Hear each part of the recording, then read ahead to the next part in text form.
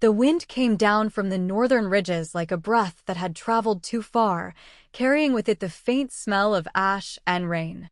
Night had not yet fallen, yet the world already wore its cloak of twilight.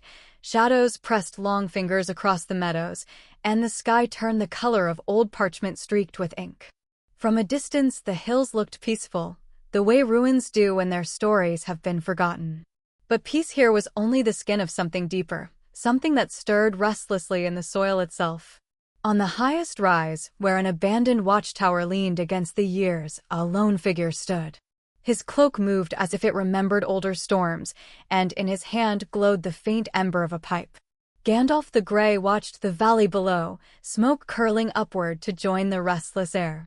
He did not yet speak, but his silence carried weight, as though the earth itself had paused to hear what he would say. What he saw was ordinary and uncanny at once. A cluster of cottages, timber roofs huddled against the cold, sat at the valley's lip. Beyond them, the dark mouth of a mine gaped like an unhealed wound. From both places rose faint trails of smoke, from hearths where families tried to keep warmth, and from forges where hammers rang without rhythm. Yet even from this height Gandalf felt the dissonance, the wrongness that did not belong to weather or craft. The valley breathed sorrow, though no voice could be heard. He lowered his eyes to the path winding downward. Villagers had spoken of strange silences, of tools breaking in steady hands, of quarrels sparked by nothing more than a glance. Dwarves who once shared ale with farmers now guarded their tents with clenched fists. Men who once sang songs at the harvest spoke in whispers of betrayal. Something old had been touched. And when old wounds stir, they bleed into the living. Gandalf knew this truth as well as he knew the stars above him. A raven circled overhead, its cry torn by the wind. It dipped low, landed on the crooked stones of the tower, and shook the rain from its wings. Its eyes reflected the faint light of Gandalf's pipe, as though the bird had stolen a fragment of fire. He bent his head, listening. The message was simple. The land remembers, but the living have forgotten how to carry it. Gandalf's mouth curved, neither smile nor frown, but something carved from deep patience. He tapped the pipe against stone, sending sparks into the dusk, and pressed his palm to the tower's wall. It was cold, but not lifeless, cold the way grief is cold. His thoughts turned to the people below, proud Grosstofist, whose hands knew stone better than kindness, and stern Alfreda, whose stead had weathered too many storms to welcome another. They would not see the well in the same way, and that blindness would soon harden into blame. The first star appeared, trembling on the horizon like a candle in a cave. Gandalf lifted his staff, and the wood caught the fading light, turning it into a pale thread that wound upward into the dark. For a moment, the valley stilled, as if remembering a lullaby long forgotten. The ravens quieted. Even the restless air seemed to wait. Then, softly, Gandalf spoke. The world does not forget.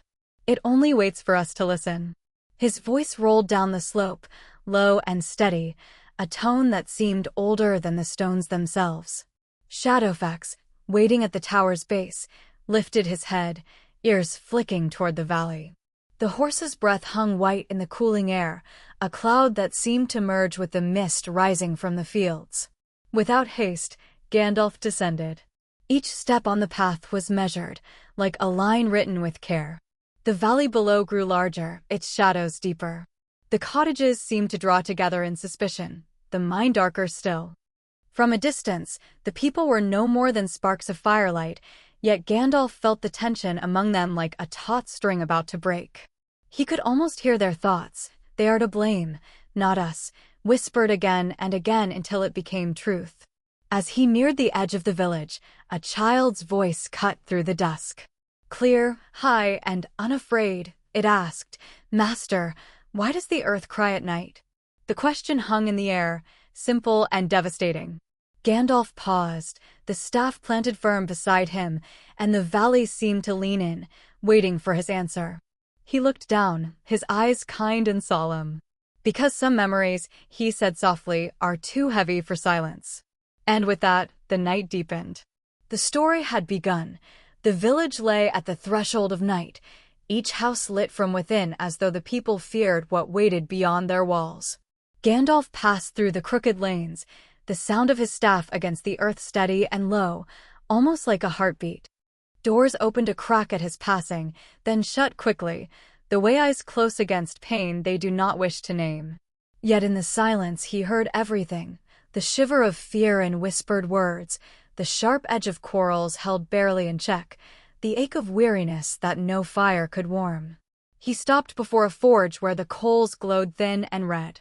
A dwarf bent over the anvil, striking, pausing, striking again, as if each blow was a question rather than an answer. Sparks rose but gave no joy. The dwarf lifted his head, revealing a face carved by years of stone dust and pride. This was Gro Stofist, known for a strength that could split granite, now weighed down by something less visible and more dangerous. "Too soft," Gro muttered, holding up a half-formed blade. "Metal breaks in my hand. As if the mountain itself has lost faith in us." His eyes met Gandalf's, and there was both accusation and plea within them. "The men say we have cursed their fields. But it is the land that has turned against us all." Gandalf studied the blade, then the dwarf. He saw not failure, but the reflection of grief echoing through the valley's bones. Yet he did not correct Gro. Instead, he asked, "And what do you believe, Master Stonefist?" Gro's jaw tightened. "I believe something was woken in the deep, and it will not rest until it has divided us all." The words clung in the air, heavy as falling ash. Gandalf inclined his head, neither agreeing nor denying. He knew better than to give easy comfort when the heart sought a name for its fear.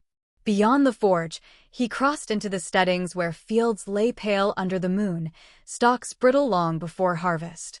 At the largest house, he found Alfreda, tall and stern, her hands calloused from both plow and sword.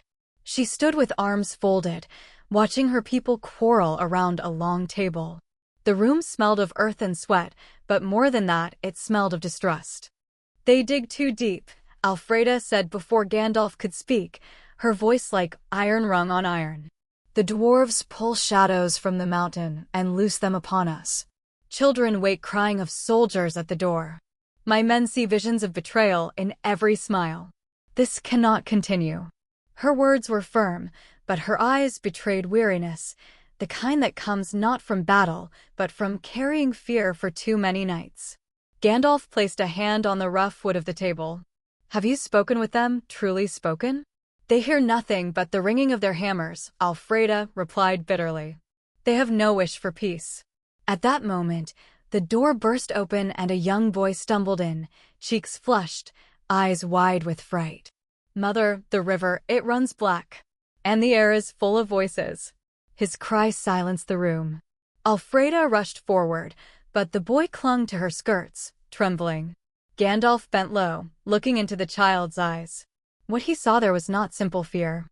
It was recognition. The boy had seen something older than his years could carry. The murmurs grew. Men muttered of curses. Women spoke of omens.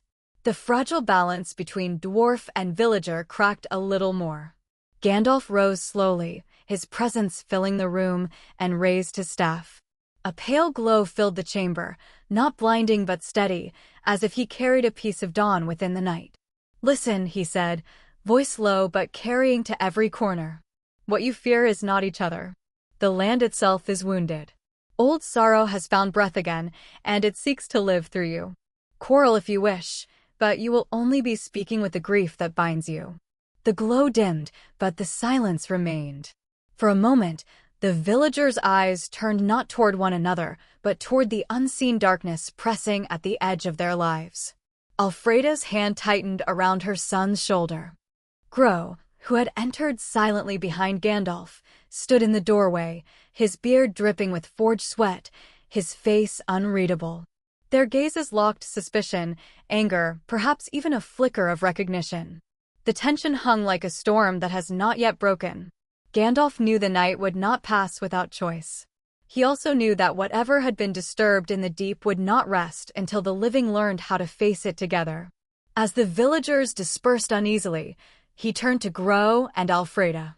"At dawn," he said, "you will walk with me into the mountain's heart. If you wish to end this, you must stand there together." Neither spoke, but neither refused. Outside, the wind carried faint echoes, not quite voices, not quite silence, as if the valley itself waited for their answer. Dawn broke pale and colorless, a light that seemed to carry no warmth.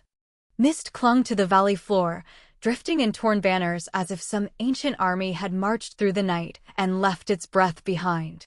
Gandalf walked ahead, his staff steady, while Grosstofist and Alfreda followed at a careful distance. Neither spoke. Their silence was thicker than the mist, heavy with suspicion, and yet bound by the promise they had made to meet the mountain together. The mine's mouth yawned before them, black, damp, and breathing. The timbers groaned as if they resisted the morning, and the air that drifted outward was colder than the season should allow. Gro lit a lantern, its flame shuddering. Alfreda touched the hilt of her blade, though it was clear even she doubted whether steel could cut what lay inside. They descended into the dark. At first the tunnels carried the ordinary sounds of stone, dripping water, the echo of boots, the faint hiss of lantern fire.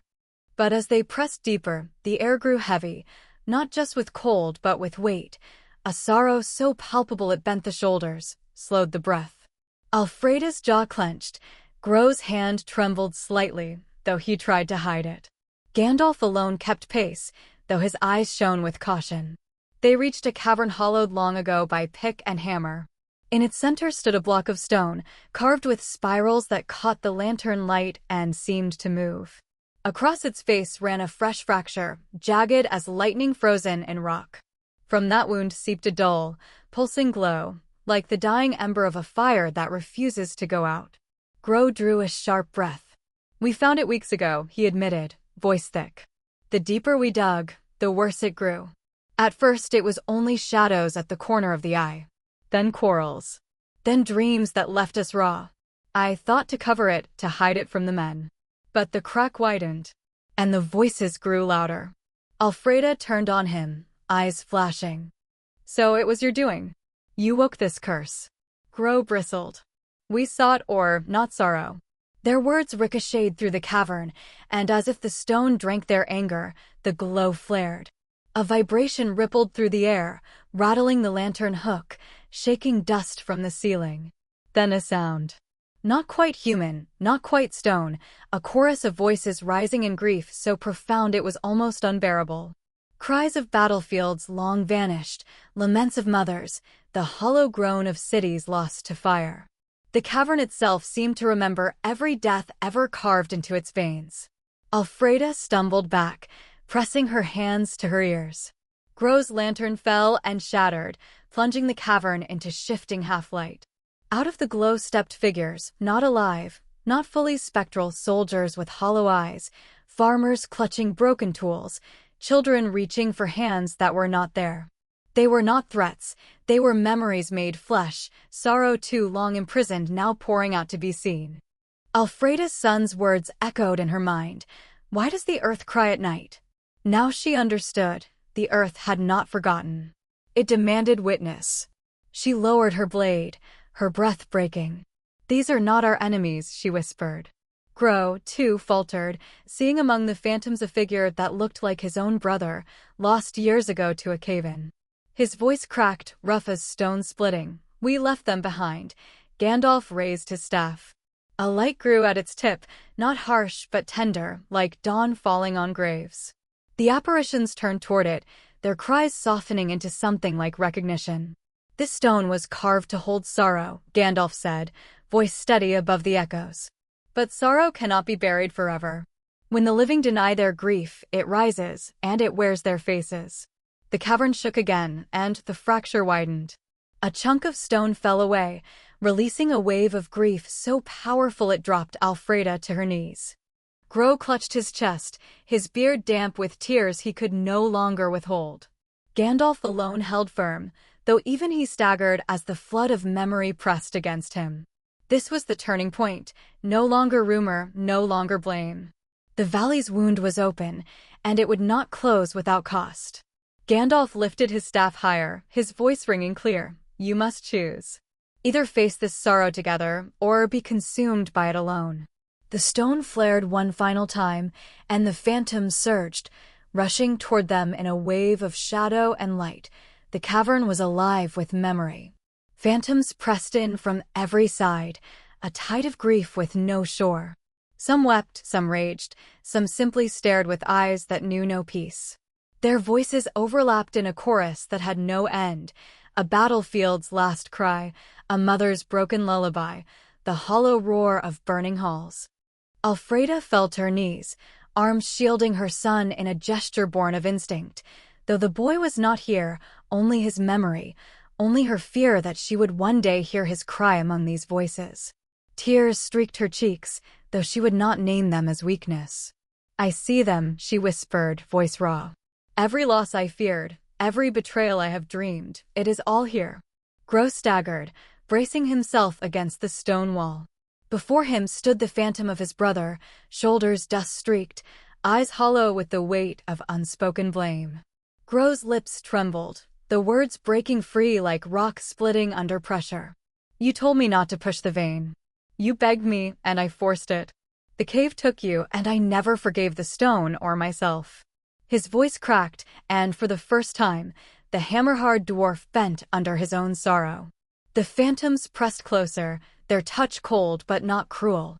They sought not blood, but witness. Yet the human heart was not built to carry so much at once. Alfreda cried out, clutching her head. Gro roared as if to fight them back with sound alone. The fracture in the sorrow stone glowed brighter, pulsing with each outburst, feeding on the very grief it released. Gandalf stood at the center, staff raised, the light of its crystal halo straining against the encroaching dark. Sweat glistened on his brow, his shoulders rigid with the effort of holding balance between light and shadow. He spoke, voice both firm and compassionate. "This sorrow is not meant to be borne alone. It was placed here to be remembered, not to devour. But grief denied becomes poison. You cannot fight it, you must face it. Together." Alfreda shook her head, her voice sharp with fear. "How can I face what is already lost? If I open myself to this, it will break me." Gro spat into the dust, though his hands shook. "Together, you say. But her people blame us for every ill.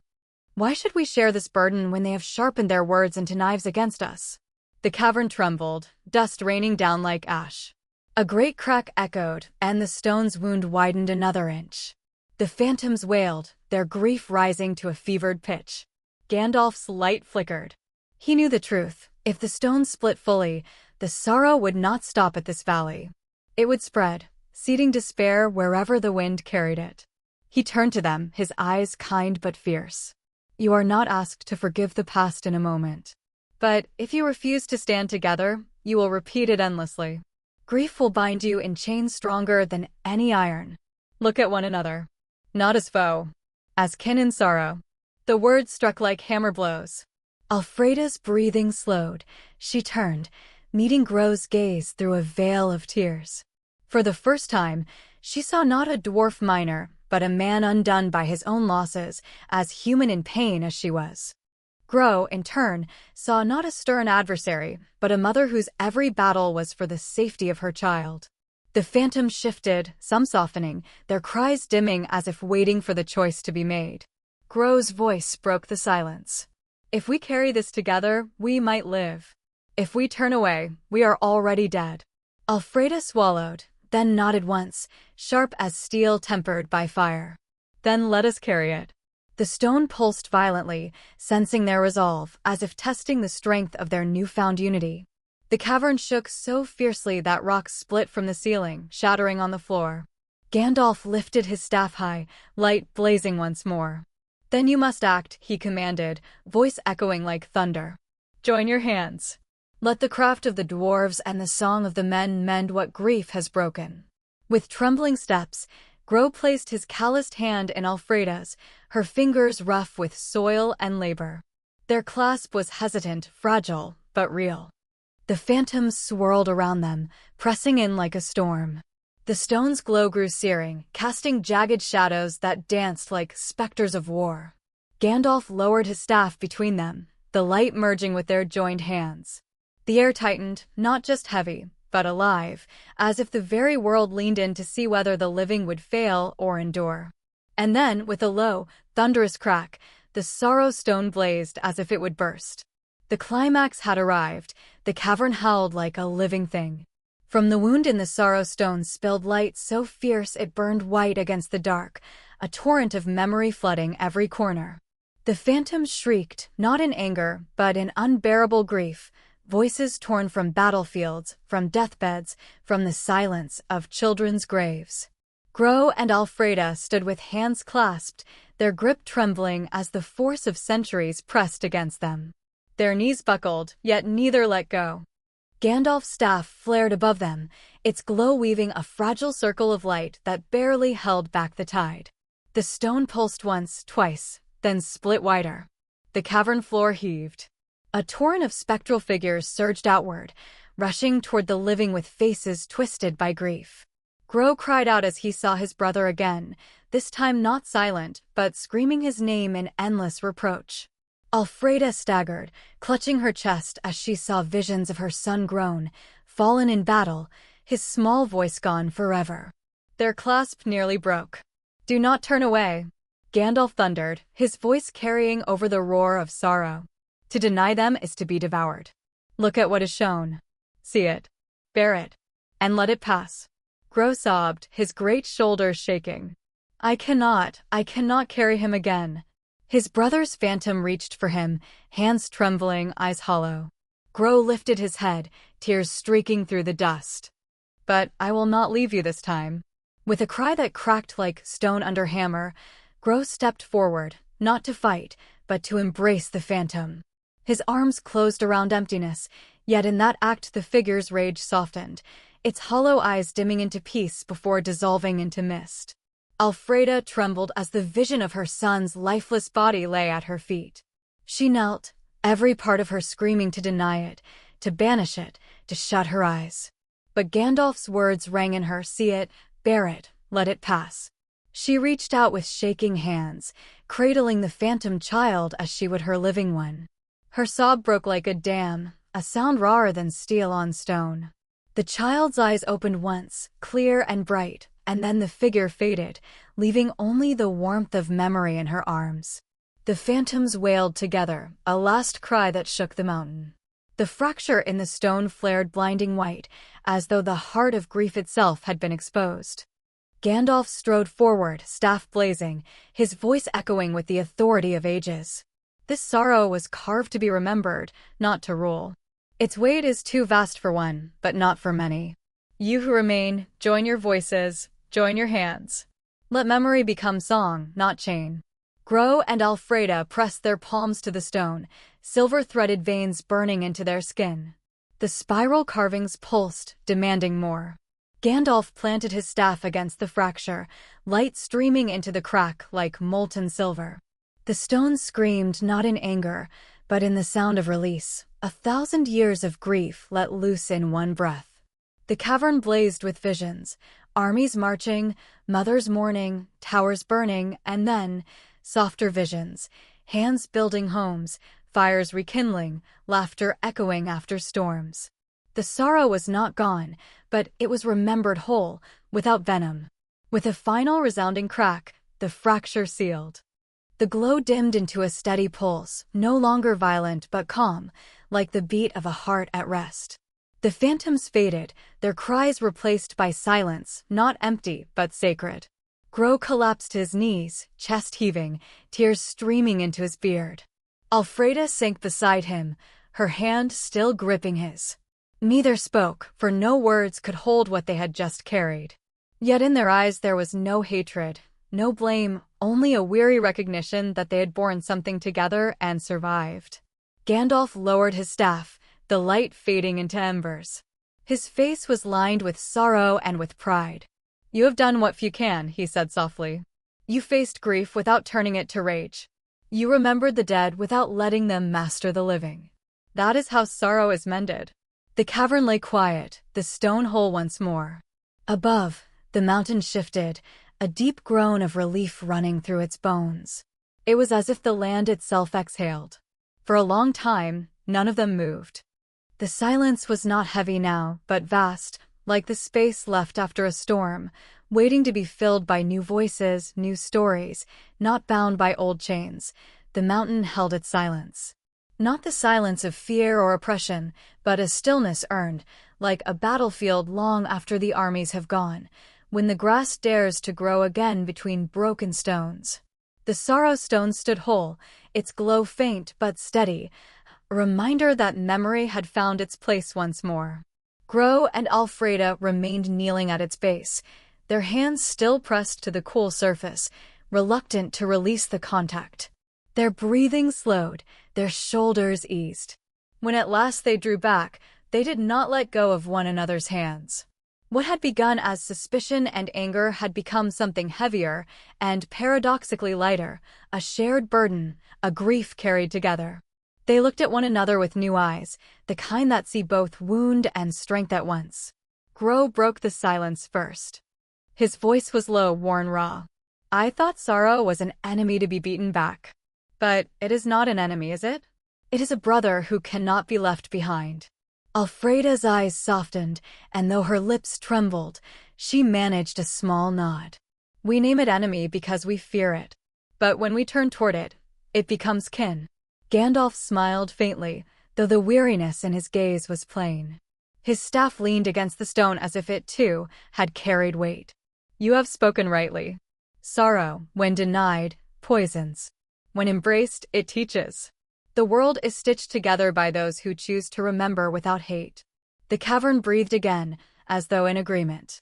The phantoms were gone, yet their presence lingered not as haunting, but as blessing. A sacred hush settled, broken only by the soft drip of water, like a slow, steady heartbeat within the earth. At length they rose and left the chamber.